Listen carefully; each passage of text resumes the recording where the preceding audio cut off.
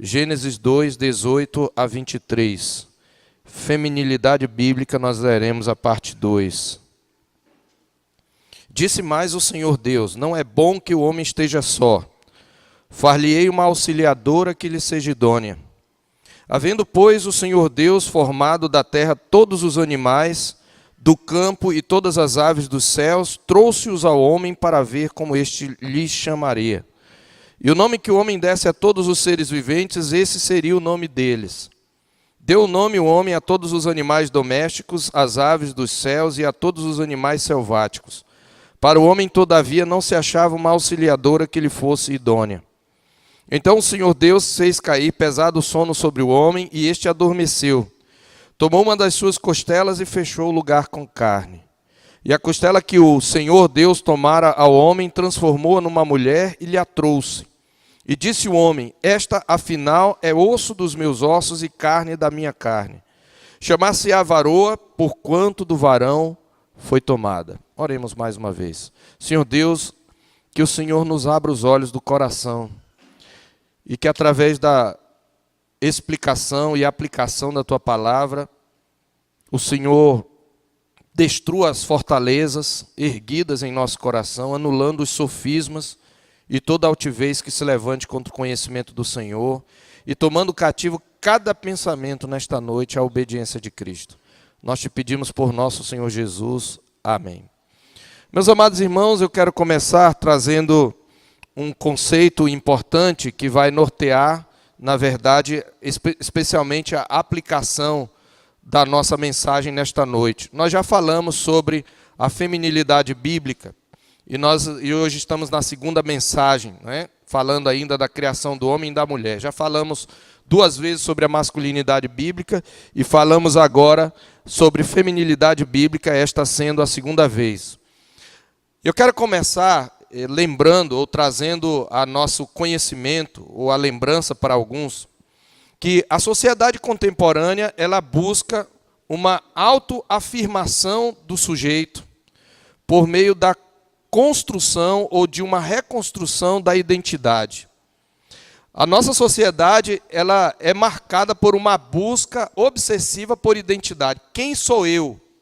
O que eu estou fazendo aqui? O que é o homem? O que é a mulher? E especialmente na sociedade contemporânea ocidental, pensa-se muito no que é a mulher e pensa-se muito em reconstruir a mulher como identidade, como feminilidade. Só que 2 palavras aí devem se destacar: a palavra autoafirmação e a palavra construção. A sociedade contemporânea diz que a identidade e tudo nesse mundo é construído, nada está estabelecido de antemão. Então, tudo é construção. E aquilo que se configurou como feminilidade durante muito tempo, assim dizem alguns partidários dessa visão contemporânea, aquilo que se construiu foi uma construção machista feita para dominar a mulher pelo homem, para que o homem dominasse a mulher. Tudo é construído. Você não nasceu mulher, você se torna mulher ou se torna homem. Não importa o seu sexo biológico, porque a identidade é construída. É assim que a sociedade contemporânea diz. E você se torna o que você quer ser, se autoafirmando. Só que o Evangelho tem uma outra proposta.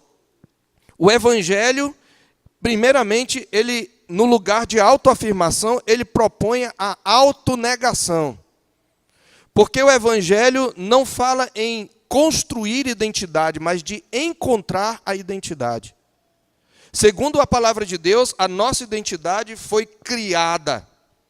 Ela é estabelecida como essência. E tudo que nós construímos tem que ser obedecendo à estrutura original pela qual fomos criados. Mas por causa da queda, por causa do pecado, o pecado introduziu em nós uma rebeldia. Então, para que nós reencontremos nossa identidade, nós precisamos renunciar a nós mesmos. O texto que nós começamos lendo na nossa leitura, em Lucas 14, fala que Jesus dizia a todos: se alguém vem a mim e não aborrece a seu pai, mãe, esposa, filhos e a própria vida, não pode ser meu discípulo.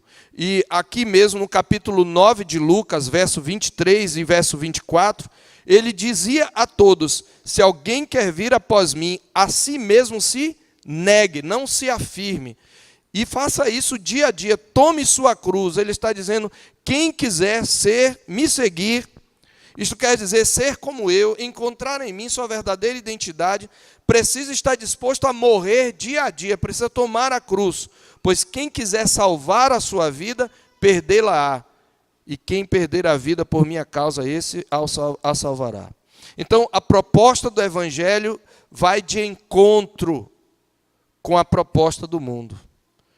Primeiro, identidade não é construída, ela foi criada e precisa ser reencontrada. Segundo, esse reencontro não é por meio da autoafirmação, mas por meio da renúncia do eu, da renúncia do pecado, da renúncia da rebeldia. E é com esse fundamento inicial, meus irmãos, que eu quero dar continuidade à nossa reflexão que nós começamos na semana anterior, falando um pouco sobre feminilidade bíblica. E por que um homem está falando sobre feminilidade bíblica? Porque eu não estou falando de uma opinião masculina, eu estou só expondo a palavra de Deus, da maneira mais fiel possível. Como eu falei, não é mansplaining, né? É Godsplaining. E quando o Senhor fala, a Bíblia diz, cale-se diante dele toda a terra. Eu apenas estou expondo o que a Bíblia diz. Se você não crê, tudo bem.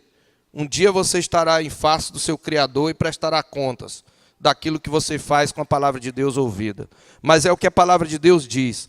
E hoje eu quero me concentrar, a gente vai repetir então, alguém que na semana passada não anotou, você vai ter os 4 pontos aí, numa ordem um pouco invertida. Mas eu quero falar então das implicações práticas do padrão estrutural da imagem de Deus na mulher. Nós vamos falar de feminilidade bíblica, exatamente utilizando aqueles 4 pontos, que tem a ver com 4 expressões usadas na nossa narrativa da criação da mulher, mas atentando principalmente à implicação disso para a sua vida, para que você, de fato, possa encontrar ou reencontrar a sua feminilidade. E 4 expressões, meus irmãos, sendo 2 orações e 2 palavras, elas resumem o papel da mulher na composição da imagem de Deus na humanidade. 4 expressões utilizadas aqui.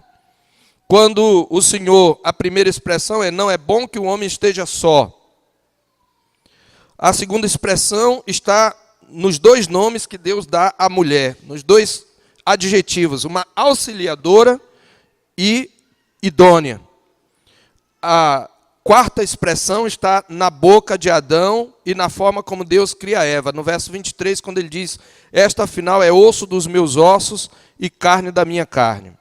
Para o nosso propósito, que é refletir sobre as implicações práticas da feminilidade, nós vamos modificar um pouco, como nós falamos, a ordem das expressões, porque a primeira e a quarta, que aqui vão estar como primeira e segunda, elas falam de princípios ou aspectos gerais da feminilidade, enquanto que a segunda e a terceira são aspectos específicos. Então,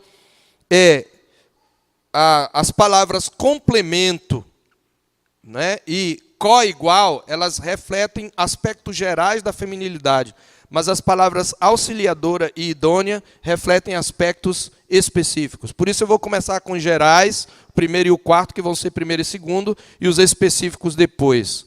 Quais são as palavras que definem a feminilidade bíblica? A primeira palavra é a palavra plenitude. E onde que isto fica claro? No verso 18 o Senhor disse, disse mais o Senhor Deus, não é bom que o homem esteja só. Resumindo aquilo que a gente explicou mais amplamente na semana passada, entre as várias acepções do termo bom, a palavra significa completo, ou aquilo que atinge plenamente o propósito do Criador. E nós devemos lembrar, de novo, que no capítulo 1, essa palavra bom é repetida 7 vezes. Cada coisa que o Senhor cria, Ele declara que é bom. Ele está dizendo, isto é perfeito, isto é completo, isto atinge o meu propósito, isto cumpre sua função no mundo. Mas lá no capítulo 1, ele narra a criação do homem e da mulher em conjunto, né? A imagem estereoscópica de Deus. Versículo 28, criou Deus, pois o homem à sua imagem, a imagem de Deus o criou, homem e mulher os criou, o macho e fêmea os criou. E lá ele declara bom. Mas aqui no capítulo 2 nós vimos que há uma segunda narrativa da criação, detalhando em sequência a criação do homem e a criação da mulher. E quando ele olha para o homem, aqui a gente fica sabendo, é como se ele tivesse uma câmera e desse o zoom, ele cria primeiro o macho, mas ele olha para o macho, então ele vem declarando, isto é bom, a luz é boa, as plantas são boas, os animais, isso é bom. Mas aí ele cria o macho e ele diz, isto ainda não é bom, isto ainda não está completo. Então, Adão não estava completo, o homem, o macho, não estava completo. E somente quando lhe foi dada uma mulher é que ele pôde cumprir exatamente a missão de refletir a imagem de Deus. Então, neste sentido, nós vimos que a mulher é a plenitude do homem. A humanidade só está completa quando a mulher é criada. Não é bom que o homem esteja só. E utilizando a expressão bíblica, relembrando aqui que está lá em 1 Coríntios 11, 7, a mulher é a glória do homem. Então, este é o primeiro princípio geral da feminilidade bíblica. Ser mulher é ser complemento. Ser mulher é ser complemento. É ser plenitude. Eu uso o termo plenitude para entender toda a glória e a honra de ser complemento. Porque ser complemento, embora essa seja a verdade bíblica, é alguma coisa que é normal que a mulher recuse. Eu não quero ser complemento. Mas complemento significa que sem aquilo o homem não é inteiro. Então, o complemento é importante. Sem o complemento, você não vê a imagem de Deus inteira.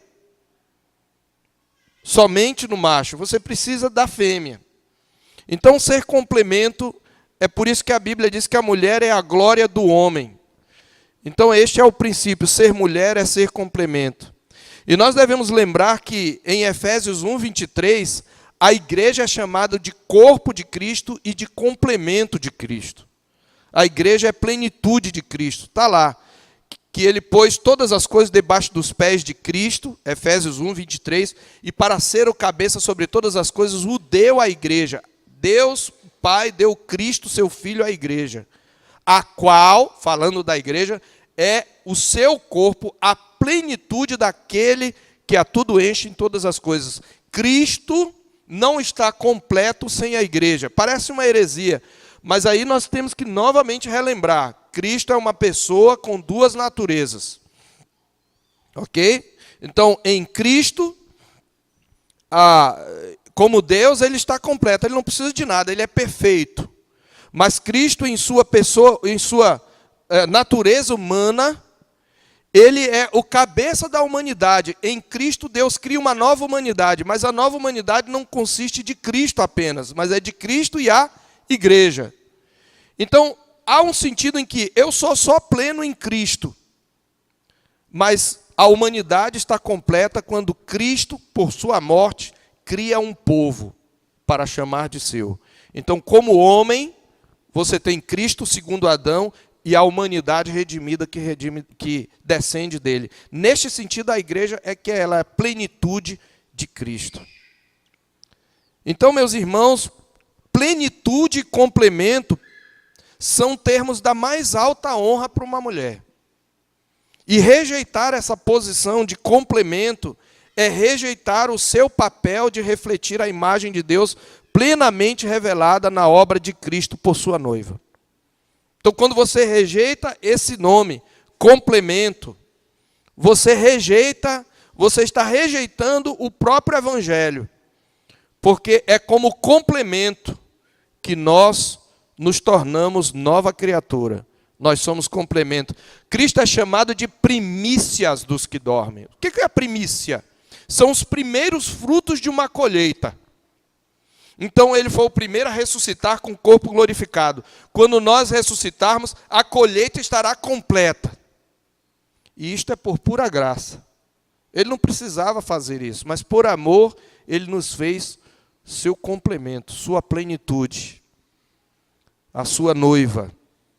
Então, a mulher tem aí nessa palavra complemento uma palavra da mais alta honra, que revela um status acima do qual ela não pode se erguer. Se ela quiser se erguer acima disso, ela vai para baixo. Mas há uma segunda palavra que define o papel da mulher, e é a palavra coigual.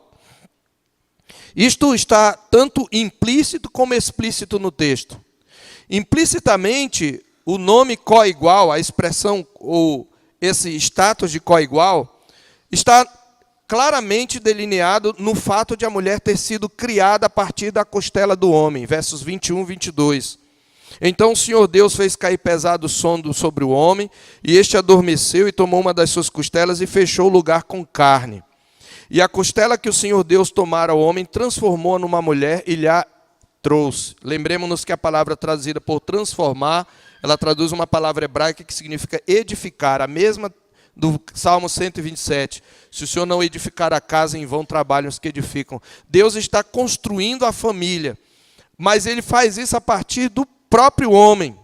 Então isto torna a mulher igual. Mas, além disso, a mulher recebe no capítulo 1, 28, na primeira narrativa da criação, o mesmo mandato. Deus abençoa macho e fêmea e fala para macho e fêmea no verso 28, crescei, multiplicai-vos, enchei a terra e sujeitai-a. A mulher, juntamente com o homem, tinha o mandato de dominar sobre a criação.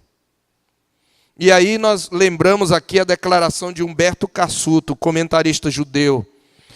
Ele diz, assim como a costela se encontra no lado do homem e lhe é anexa, da mesma forma a boa esposa, a costela de seu esposo fica a seu lado para ser sua auxiliar sósia, e sua alma faz fronteira com a dele. Mas explicitamente também, nós vemos a mulher como coigual. Na declaração do homem, como é que ele chama a mulher? Lembra que o homem estava dando nome a todos os animais. E ele mesmo sente solidão, ele sente que algo lhe falta. Diz aí o versículo 20. Para o homem, todavia, não se achava uma auxiliadora que lhe fosse idônea. Observe que a necessidade do homem, a falta de um complemento, ela é declarada duas vezes. Uma por Deus e uma, não por Adão, mas pelo narrador, refletindo o sentimento de Adão. Então ele está esperando alguém que ele possa dar nome, mas que seja igual. Como é que ele chama? Ele diz, esta é osso dos meus ossos e carne da minha carne. Ele está dizendo, é do mesmo material. Ela é igual a mim. Por isso ele diz, ela vai se chamar varoa, porque ela foi tomada do varão. Ela é igual. Nessa declaração temos explicitamente a igualdade da mulher. Ela é complemento e ela é coigual. Então, existe um igualitarismo bíblico, só que é diferente do igualitarismo do mundo, porque o mundo diz que para a mulher ser igual, ela tem que fazer as mesmas coisas do homem, ela tem que se comportar como um homem. Igualitarismo para o mundo significa uma mistura de papéis, não existem papéis definidos. Neste sentido, a Bíblia não é igualitarista, ela é complementarista, mas a mulher é coigual. E aí, meus irmãos e minhas irmãs, especialmente, é que nós chegamos à primeira implicação. É aqui que vem a questão. A primeira implicação da feminilidade bíblica. A complementaridade e a coigualdade implicam codependência. Então, a complementaridade, ela ser complemento e ser coigual, traz uma implicação, uma consequência. Há uma codependência.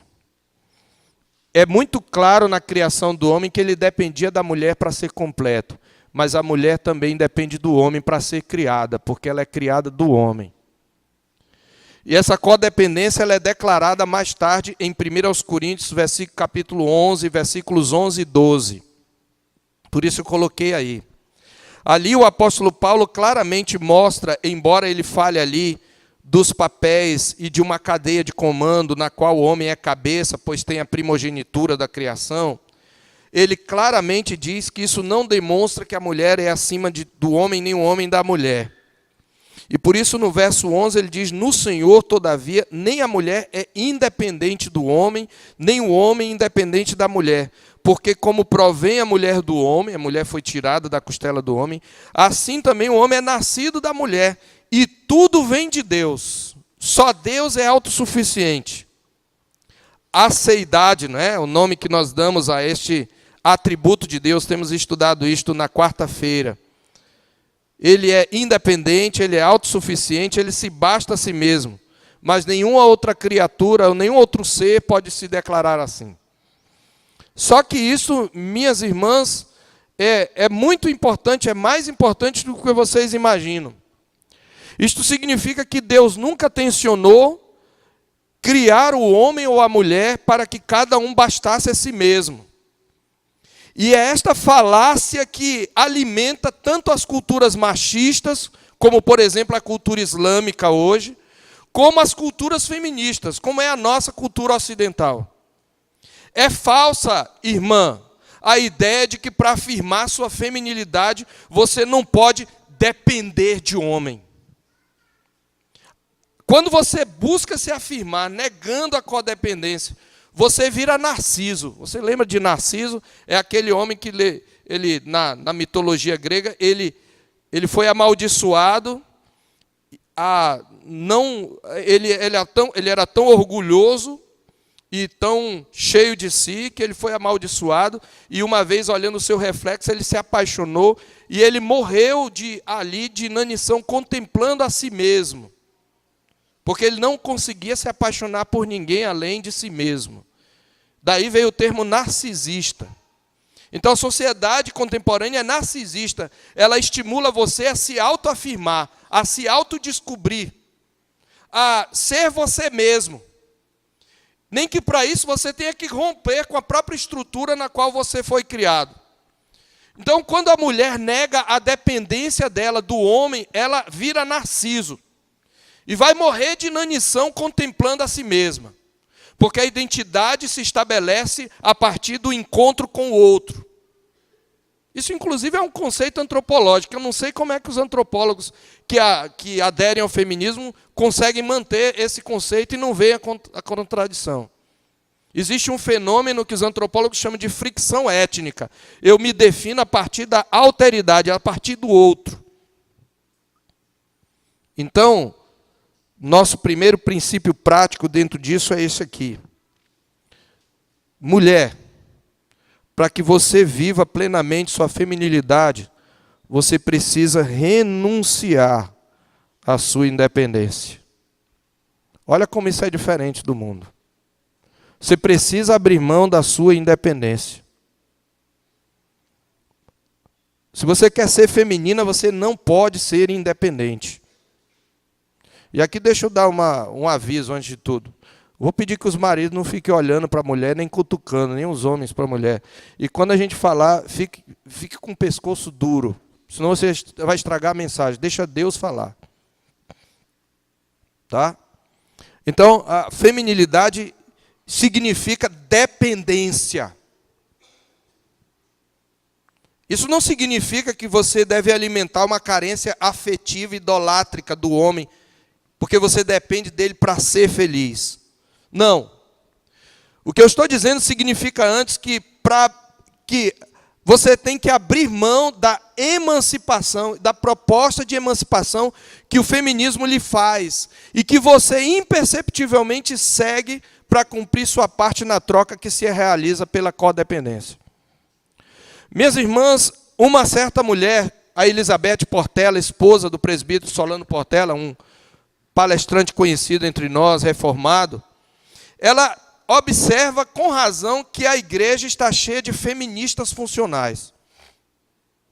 Então eu sei que como mulher crente reformada, você luta contra o feminismo, mas eu quero dizer, há uma feminista dentro de cada uma de vocês, como há um machista dentro de cada homem. E as mulheres hoje, apesar de dizerem eu não sou feminista, mas elas acabam absorvendo coisas da cultura e se tornam feministas funcionais. E eu dou 2 sintomas disso. Primeiro sintoma: irmãs que optaram por trabalhar fora para se dedicar integralmente ao lar e aos filhos, são duramente criticadas ou encorajadas em amor pelas independentes a procurar um emprego. E algumas até cedem à pressão. Isso existe dentro da igreja. Quando uma mulher resolve, mulher, trabalha, olha, tu vai comprar tuas coisas, tu fica dependendo do teu marido. Isso é feminismo. Porque o marido depende da mulher para organizar a casa, para ajudá-la a cuidar dos seus filhos e, às vezes, até eventualmente, como parceira na constituição da renda familiar. Por que não? Mas ela é auxiliar. Então, existem mulheres na igreja que querem dedicar-se tão somente ao lar e, às vezes, elas são criticadas ou são pressionadas. O feminismo não atende às mulheres do lar, ele detesta as mulheres do lar. Quando apareceu a mulher de Michel Temer, que a revista, se não me engano, Veja, colocou bela, recatada e do lar, isso foi um escândalo. Isso é um escândalo, isso é um pecado na sociedade contemporânea. Então, quando essas mulheres são pressionadas... Agora, pastor, o senhor está dizendo que mulher não deve trabalhar? Não, não é isso que eu estou dizendo. Mas o que eu estou dizendo é o seguinte: as suas motivações para trabalhar fazem toda a diferença. Por que é que você quer um emprego? Por que é que você, mulher, procura um emprego? E eu me refiro especialmente às casadas, mas às solteiras também. Para que você possa comprar as suas coisas sem depender do marido. Para que você não precise se humilhar e se arrastar pedindo a ele dinheiro. Sim, porque alguns maridos aqui têm a visão também pecaminosa de que porque eles trabalham, eles são dono de dinheiro. Você não é dono de dinheiro, não. Você tem que administrar o dinheiro junto com sua esposa. Ela também é dona do seu dinheiro. Morre para você ver com quem fica o dinheiro. Aí você vai descobrir. Quer dizer, não vai descobrir não, que você vai estar diante do seu Criador. Então, mas tem mulher que ela... aí com o seu salário, você compra as suas coisas, enquanto ele se vira nos 30 para sustentar toda a casa, incluindo as coisas que você usufrui na casa. É para isso que você trabalha? Então sua motivação é pecaminosa e feminista. Ela é feminista. Agora, se você trabalha porque você quer auxiliar o seu marido na composição da renda da casa e ajudá-lo a cumprir a missão que ele tem de provedor, de protetor, de cuidador do lar, aí é outra coisa. Aí você pode trabalhar. Mas se é para você ser independente financeiramente, a mulher moderna, isso é feminismo, isso é pecado. Isso é carnal, isso é demoníaco. Então, se você fazia pressão para a irmã que não trabalha trabalhar, pare com isso. E para aquelas que foram pressionadas, se for pressionada, eu dou para vocês, dê a elas a resposta de Jesus. Quando uma irmã chegar para você, mulher, por que tu não trabalha? Dê a resposta de Jesus. Qual é a resposta de Jesus? Arreda de mim, Satanás. Tu és para mim pedra de tropeço, porque não cogitas das coisas de Deus, mas das dos homens. Foi assim que Jesus disse, quando Pedro disse, a cruz não é para ti, mas a cruz é para mim. A cruz era para Cristo. E é para mim também. Mas há um segundo sintoma do feminismo funcional. E a gente teve agora recentemente, nos dias especiais, por exemplo, em que a mulher é homenageada, como é o caso do 8 de março, né? Ou o caso mesmo do Dia das Mães, o que é que são ressaltados da feminilidade, a exaustão? As qualidades da mulher moderna, como aquela que conquistou o seu lugar na sociedade dos homens, como se o lar não fosse um lugar de honra. A mulher que é financeiramente independente, profissional de sucesso, capaz de liderar homens e ao mesmo tempo mãe e gestora do seu lar. Mesmo as cristãs muitas vezes celebram essa mulher que consegue se realizar profissionalmente e fazer as mesmas coisas que os homens, mas ao mesmo tempo realiza coisas que os homens não podem, como carregar um filho no ventre, organizar o seu lar e ainda manter a sua beleza. E até mesmo cuidado, porque as do lar também têm muito do que se arrepender. Elas fazem muitas figuras comparativas, né? Gosto muito daquela figura, homem doente, é o homem todo quebrado. Mulher doente, é a mulher doente e fazendo tudo. O que é que o que pressuposto está por trás dessas autopromoções, irmãos? O pressuposto se resume na palavra de uma feminista famosa. A mulher precisa tanto de um homem quanto um peixe precisa de uma bicicleta. Sabe o que quer dizer com isso? Olha, a mulher profissional, a mulher que se sustenta, a mulher que cuida dos seus filhos, mesmo que seja a mulher solteira. O que é que significa isso? Nós não precisamos dos homens para ser mulheres. Nós somos independentes. Nós podemos governar a nós mesmas.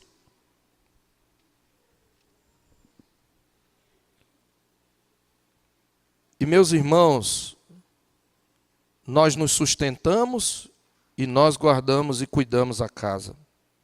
E no caso das não cristãs, até mesmo a maternidade pode ser vivenciada, entre aspas, sem homens. Porque já tem à disposição bancos de sêmen, né? Para realizar a produção independente. Irmãos, eu não estou, e principalmente as irmãs aqui, eu não estou dizendo que nós não devamos reconhecer as qualidades e as múltiplas competências de uma mulher.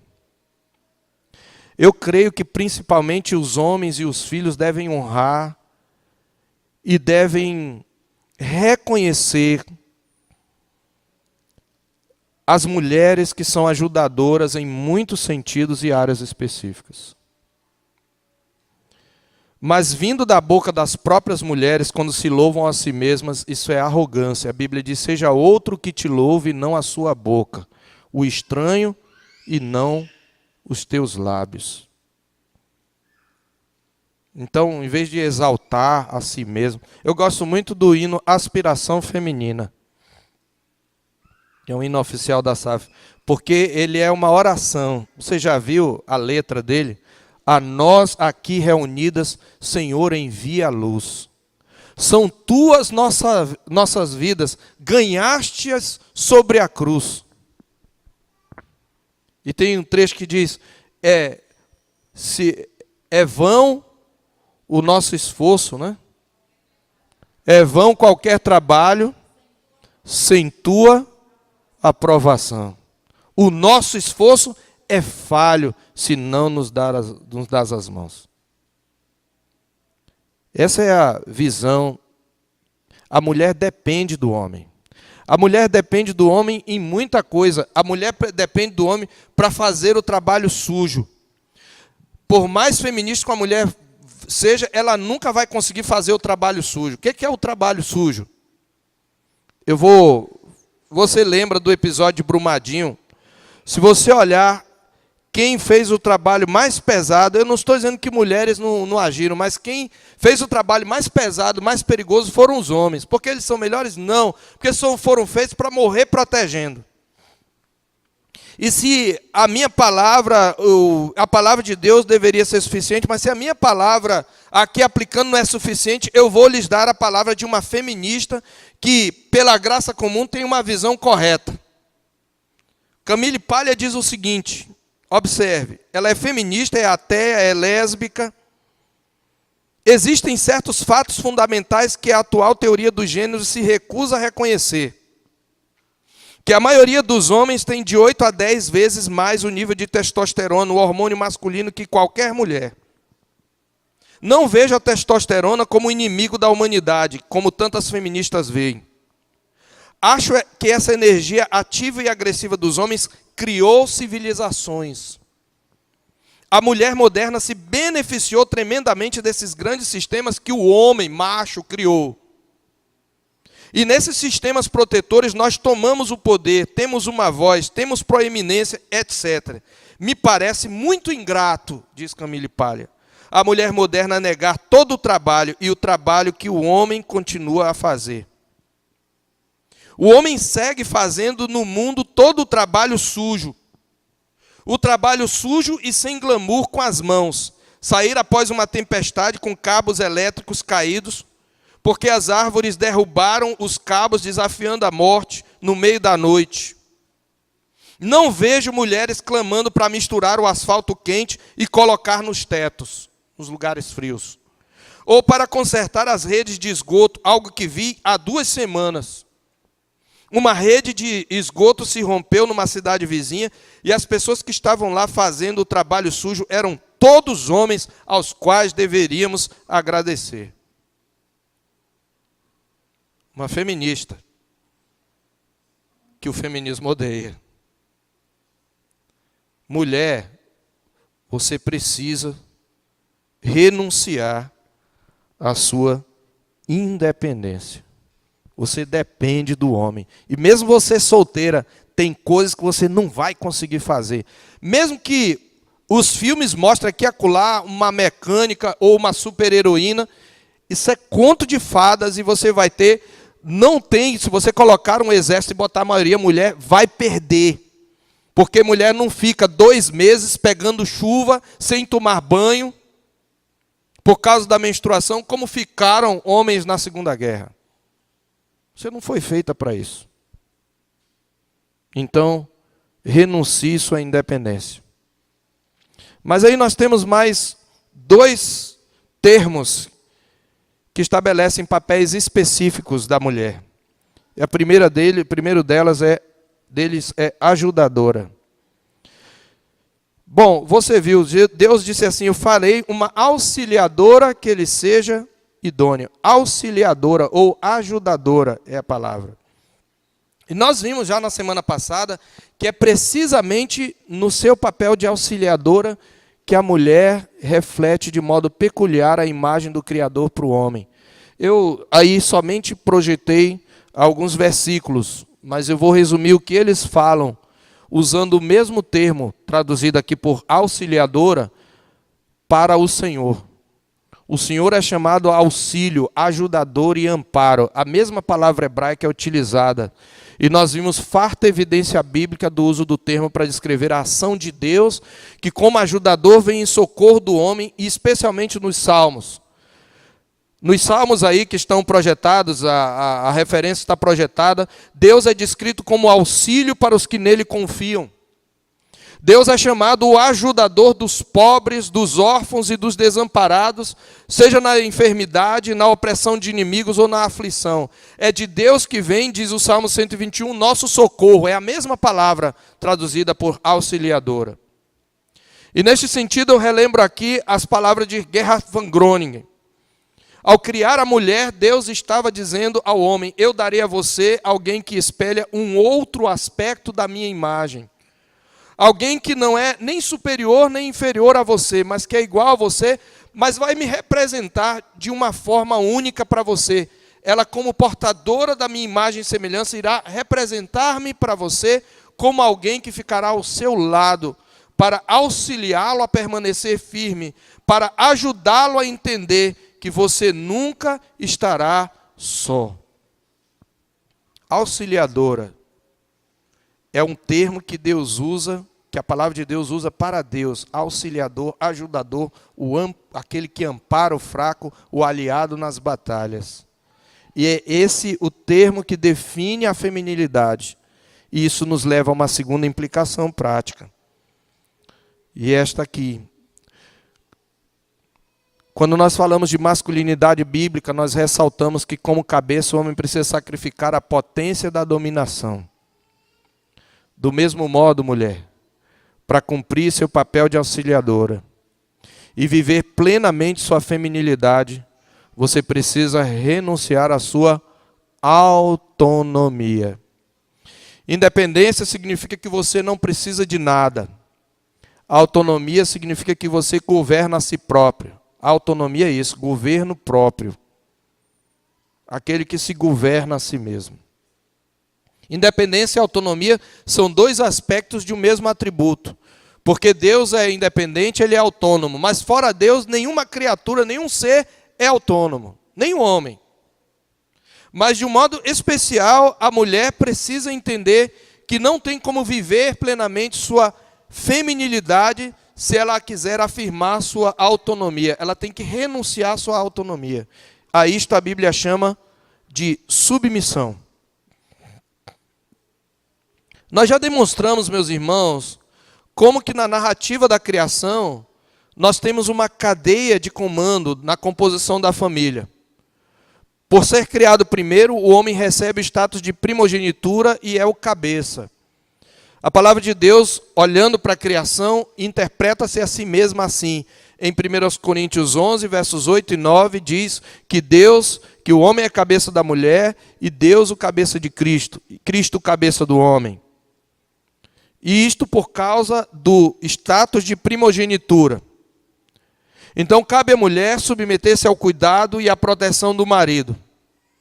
E mesmo quando o marido não cumpre corretamente sua missão, a mulher cristã ela se submete porque ela serve a um varão perfeito, que é Jesus Cristo.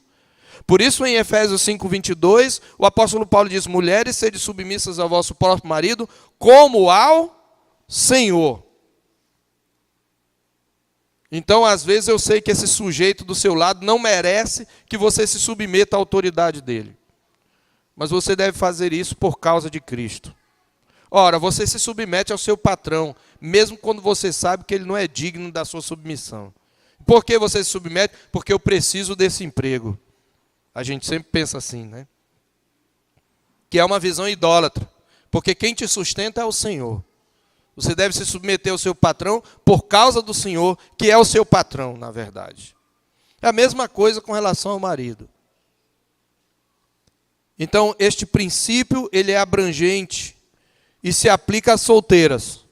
Porque as solteiras que têm pai, mas aí se eu não tiver pai, aí é outra coisa. Mas quanto ao pai e à figura masculina em geral, a mulher precisa exatamente renunciar à sua autonomia. Submissão, minhas irmãs, é a mulher assumir a sua missão de auxiliar o homem, ajudar o homem a completar e a cumprir a sua missão. É uma missão de base. E para isso ela tem que se submeter à autoridade. Então a mulher tem que respeitar o homem, ela não pode agir de modo independente. Como disse Christian Smith, um sociólogo americano, a vida é uma missão a ser buscada ou cumprida, e não uma série de limitações das quais se emancipar. Então a sociedade contemporânea diz que a vida, para que você viva plenamente a vida, você precisa se emancipar de algumas limitações. A mulher precisa ir contra o patriarcado, mas o patriarcado foi criado por Deus. É claro que existe um patriarcalismo em que o homem se utiliza de uma liderança para oprimir a mulher. Isto é pecaminoso, é diabólico. Mas a família criada por Deus é patriarcal. E a forma como você trata seu marido vai mostrar para os seus filhos como é que uma mulher faz. Você não pode agir independente. Você tem que sacrificar e renunciar à sua autonomia. E a quarta e última característica da mulher, a quarta e última palavra aqui, é a palavra contraparte. Far-lhe-ei uma auxiliadora que lhe seja idônea. E nós já vimos que a palavra idônea aqui tem um sentido de um encaixe. Como a bainha se encaixa com a espada, como a tomada se encaixa com o plugue, como a porca se encaixa no parafuso, e como numa sinfonia canto e contracanto se encaixam. E nesse encaixe, o papel do homem é erguer a carapaça que protege. E o papel da mulher é formar o ninho que aquece e acolhe. Então as diferenças, meus irmãos, elas foram planejadas não para dividir, mas para multiplicar. São tarefas distintas que você vai ver. Deus disse: crescei e multiplicai-vos. Daí a expressão contraparte. A mulher se encaixa, até fisicamente, né, com o homem. E é claro que para esse papel era necessário que a mulher tivesse particularidades contrastantes com o masculino e executasse tarefas distintas. E é por isso, meus irmãos e minhas irmãs, que a mulher possui uma estrutura biopsíquica distinta do homem. Fato mais do que atestado pelas ciências chamadas ciências da natureza. Por mais que os ideólogos de gênero queiram estribuchar, não podem apagar aquilo que de Deus é manifesto entre eles, através da criação. Eles não podem negar, por exemplo, o que é chamado tecnicamente de dimorfismo sexual. Há uma dupla forma sexual. É macho e fêmea. Biologicamente, há um dimorfismo sexual. E o dimorfismo sexual demonstra como Deus criou homem e mulher. As exceções são exceções que confirmam a regra. Os estudos que criaram a ideia de identidade de gênero, eles trabalharam em cima de exceções que não confirmam a regra, que não anulam a regra. Então, dimorfismo sexual significa que não apenas o corpo, mas a própria mente humana é sexualmente binária. É macho e fêmea. Os sexos, eles diferem na média no biópsio e no biótipo, e nos traços de temperamento e cognição. A biologia humana é binária e ela tem raízes biopsíquicas, não só no corpo, mas na mente. Isso se reflete substancialmente nos comportamentos, nos padrões, nos papéis sociais. Por exemplo, estudo recente, estatisticamente, isso é estatística e biólogos concordam com isso, a não ser aqueles que estejam ideologicamente comprometidos. Homens são mais direcionados para competitividade, dominância e luta por status, porque eles têm mais testosterona. Enquanto que mulheres apresentam maior tendência pró-social. Homens têm melhor percepção espacial, tridimensional e senso de direção do que as mulheres. Eles têm a visão central mais aguçada. Mas mulheres têm memória espacial e de localização de objetos melhor que a dos homens. A visão periférica delas é mais aguçada. Por isso que mulher não precisa virar o pescoço para ver o ambiente. Homens exibem mais preferência para assumir riscos físicos e não físicos. Por isso o nível geral de medo deles é menor que o das mulheres. E essas características, meus irmãos, não são, respectivamente, virtude e defeito. Tem antes a ver com o papel e função de cada um. Em seu papel de protetor, provedor, os homens precisam assumir riscos, como na guerra, na caça, na proteção do lar. Por isso eles têm percepção do perigo reduzida. Por isso que o homem é mais dado a tirar fino do outro carro do que a mulher. A mulher é mais cuidadosa. Ou seja, nesse caso é uma proteção para ela. A mulher, por outro lado, ela é a que cuida da segurança do espaço imediato, da prole. Então ela tem a percepção de risco mais aguçada. Por isso as mulheres são mais eficientes em dar alarme e gritam com qualquer coisa. Elas também têm um alto investimento biológico na sua estrutura reprodutiva, o que faz fisicamente fortes na reprodução interior, mas frágeis na estrutura externa. Mulheres demonstram mais interesse e disposição, por exemplo, para cuidar de crianças e pessoas em geral, enquanto homens são mais inclinados a lidar com objetos e processos impessoais. É por isso que mais homens são engenheiros do que mulheres. Eu não estou dizendo que a mulher não pode ser engenheiro, não pode fazer isso, mas estatisticamente é muito maior o número de homens que são engenheiros e muito maior o número de mulheres que são enfermeiras. Lá na Noruega tem um vídeo chamado O Paradoxo da Igualdade. Exatamente, tem uma pesquisa lá que mudou, inclusive, algumas medidas, algumas políticas da Noruega. É considerado o país mais avançado na questão de igualdade de gênero. Lá tinha cotas para profissões, para distribuir igualmente homens e mulheres, para não ter nenhuma confusão na visão deles, ou nenhuma distinção na visão deles. Mas essa pesquisa que está narrada neste vídeo mostra que, apesar da Noruega ser avançada na igualdade de gêneros, da mulher lá ser uma mulher emancipada, tem mais engenheiro homem e tem mais enfermeira mulher. Não foi imposição. Agora, eu não estou dizendo que o homem não pode ser enfermeiro, né? Ele só não pode ver sangue e ficar bege, aí fica problema. Ele pode e deve ser enfermeiro, até porque a gente precisa de gente que use de força em alguns momentos lá. Mas eu estou dizendo que mulheres vão escolher profissões mais afeitas à sua estrutura, e homens vão escolher majoritariamente profissões afeitas à sua estrutura. E nós poderíamos infinitamente falar sobre várias habilidades distintas. Isso nos leva então à terceira implicação.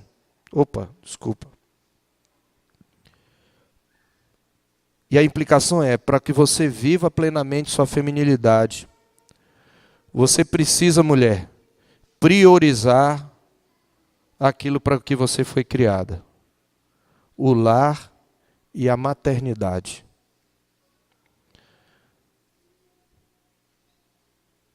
Eu posso trabalhar fora, pastor? Posso, mas você é mulher e esposa, você não pode fazer isso em detrimento do ninho, nem dos filhos. Então a mulher é independente, quer trabalhar fora, o homem também trabalhando fora, e os filhos são criados pela creche, ou pela vovó, ou por algum cuidador.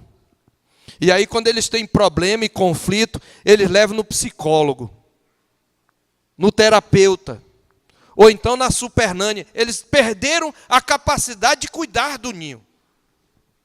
Porque quando diz que o homem vai trabalhar e é provedor, ele também tem que participar da vida comum do lar. Mas é a mulher a principal responsável direta por isso. Então, se a maternidade é prejudicada, você tem que escolher entre maternidade e vida profissional, escolha a maternidade. Porque você não constrói o seu lar colocando coisas no seu lar, lá fora. Você constrói o seu lar com sua presença, educando seus filhos. E você está perdendo tempo. Mães que têm filhos pequenos e passam a maior parte do tempo longe deles, vocês estão perdendo tempo e depois vocês vão reclamar. Porque você não prioriza a maternidade. Você precisa priorizar o lar e a maternidade. Meus irmãos e minhas irmãs, o feminismo propõe às mulheres uma suposta emancipação por meio da negação e recusa das características biopsíquicas femininas naturais. É por isso que o feminismo considera a maternidade como uma tirania. E é por isso que o feminismo advoga o assassinato de fetos e bebês. É por isso que ele diz: meu corpo, minhas regras, porque ele sabe que a maternidade é essencialmente feminina. E as evangélicas em geral, minhas irmãs, infelizmente não todas, elas rejeitam o aborto. Mas elas engolem formas menos chocantes de negar sua vocação maternal. A contracepção. Ora, existem várias razões porque você deve evitar um filho, mas existem mulheres, e eu digo até presbiterianas, reformadas, que dizem: eu não vou ter filho não, porque eu quero passear com meu marido, eu quero curtir a vida e eu quero ter a minha carreira. Então a contracepção, a terceirização do cuidado: eu vou ter um filhinho, porque eu preciso ter um filho e um cachorro, eu preciso ter alguma coisa para chamar de meu, para colocar na rede social, ou neném da mamãe, você é a coisa mais rica, etc. Mas elas terceirizam o cuidado dos bebês em função da sua carreira profissional. Hoje nós chegamos ao absurdo de casais cristãos não quererem ter filhos para não atrapalhar sua adolescência estendida ou suas ambições de realização pessoal. Contudo, não existe, meus irmãos, maior realização para um casal do que a paternidade e a maternidade. Em nenhum outro momento o homem e a mulher refletem o caráter de criador do seu Senhor. Então, mulher, se você prioriza a sua independência financeira e sua carreira profissional em detrimento do seu lar, sua feminilidade foi ferida mortalmente. E não apenas a sua, a das suas filhas também. Uma mãe certa vez me perguntou num congresso: pastor, minha filha é casada e diz, eu não nasci para ser mãe. O que eu digo para ela? Eu penso que a primeira coisa que ela tem que fazer é arrepender-se, porque é fruto da educação que ela deu. A esmagadora maioria dos pais, e aqui homens também, cria suas filhas, mulheres, não para serem mães, mas profissionais de sucesso. A maioria, se eu fizer uma estatística aqui, eu tenho certeza, porque eu estou falando estatisticamente. Pensa, eu quero que minha filha tenha uma carreira profissional. Olha, você só vai casar depois de você de ter uma faculdade. E tem ainda que diz, porque eu não quero que você dependa de homem. Pais, vocês têm que criar suas filhas mulheres para ser mães, para ser esposas. Essa é a principal vocação. Eu não estou dizendo que elas não têm que fazer faculdade, mas a faculdade é para prepará-las melhor para a sua principal missão, de mães. E a maioria das crianças, mesmo mulheres aqui, mesmo nesta igreja ou em qualquer outra igreja, não estão sendo preparadas para ser mães. E aí ela não sabe o que fazer com o bebê.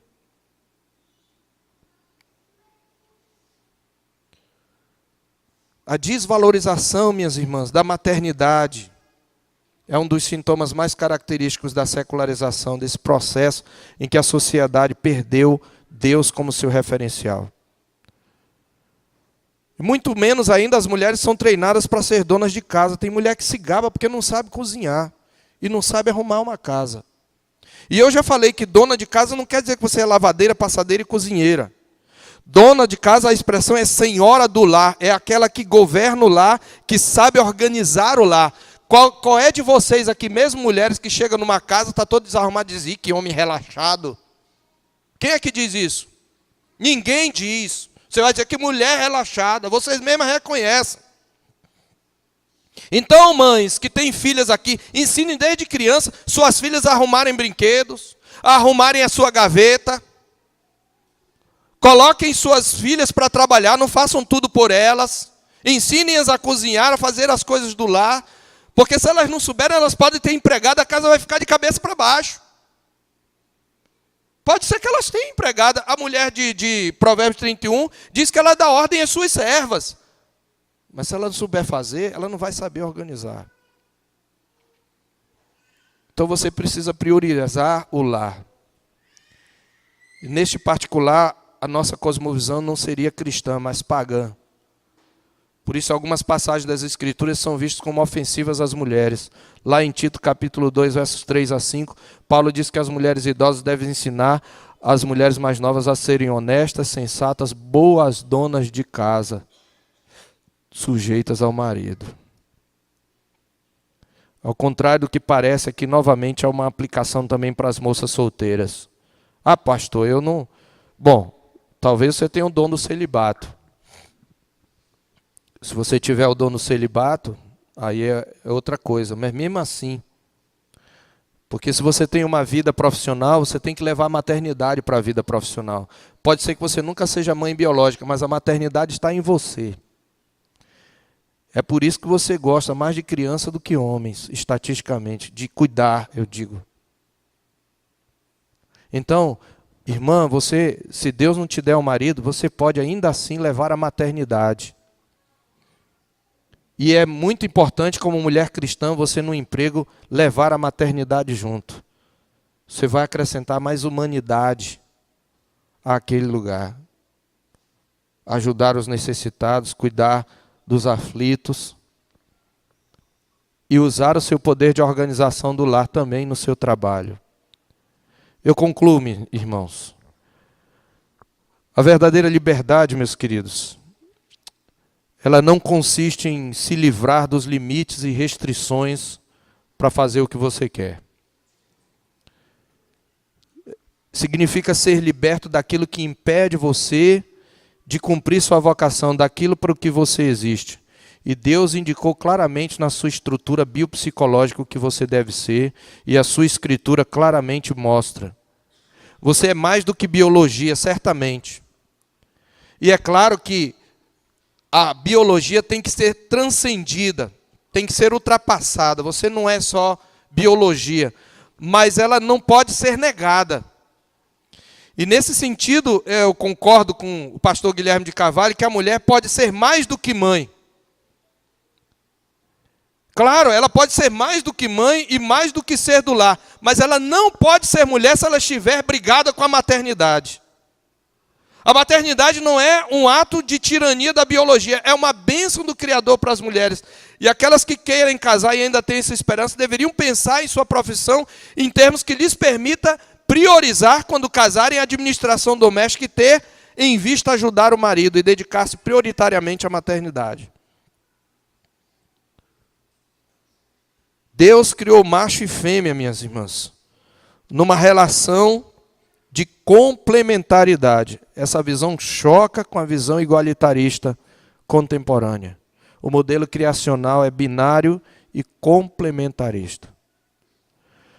O propósito final de Deus, ele certamente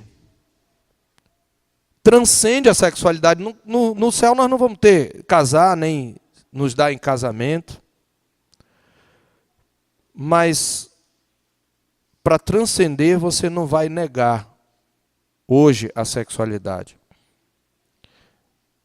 Você só pode transcender a sexualidade e achar sua verdadeira liberdade e identidade, primeiramente olhando para trás, olhando para a forma como você foi criado, para o propósito para o qual você foi criado, que nós vimos aqui. Segundo, olhando para o seu presente, para as consequências da queda, que vai levar você à renúncia do pecado que o afasta do seu Criador. E em terceiro lugar, você tem que olhar para o futuro, para a redenção, porque você só encontra sua identidade consumada em Cristo, o novo Adão. Você quer transcender a feminilidade? Somente em Cristo você vai transcender. É por isso que Gálatas 3, e essa é a aplicação correta, porque alguns usam para dizer que não existem mais papéis, mas aqui ele está falando em termos de essência. Em Gálatas 3, 28 é que se mostra a verdadeira identidade transcendida da masculinidade e feminilidade. O feminismo diz o seguinte: o feminismo busca uma transcendência, ele busca uma mulher universal. Mas como é que ele propõe que você ache essa mulher universal, essa mulher que não é construída pela sociedade machista? Ele diz: você precisa ir contra a estrutura, você precisa negar até a sua biologia. Só que quando você faz isso, você não transcende, você é destruída. Mas como é que eu posso transcender, ultrapassar os limites da feminilidade? É exatamente através da renúncia. É por isso que a Bíblia diz: dessarte não pode haver judeu nem grego, nem escravo nem liberto, nem homem nem mulher, porque todos vós sois um em Cristo. Você quer transcender, mulher? Então você precisa ser um com Cristo, ou uma com Cristo. É em Cristo que você encontra a transcendência. Não é destruindo a sua biologia. É por isso que Paulo, e eu encerro com isto, em Filipenses 3, ele claramente mostra como é que ele encontra a sua verdadeira identidade. No verso 8 do capítulo 3 de Filipenses, ele diz: sim, deveras, desde o verso 7, mas o que era para mim lucro, Paulo se definia como um judeu religioso, herdeiro das bênçãos do pacto abraâmico, pacto mosaico. Era assim que ele se definia, pelo seu papel religioso. Mas olha o que ele faz com essa identidade quando ele encontra Cristo. Mas o que era para mim lucro, isto considerei perda por causa de Cristo. Sim, deveras considero tudo como perda, por causa da sublimidade do conhecimento de Cristo Jesus, meu Senhor, por amor do qual perdi todas as coisas e as considero como refúgio, lixo, esterco, este é o sentido da palavra, para ganhar a Cristo.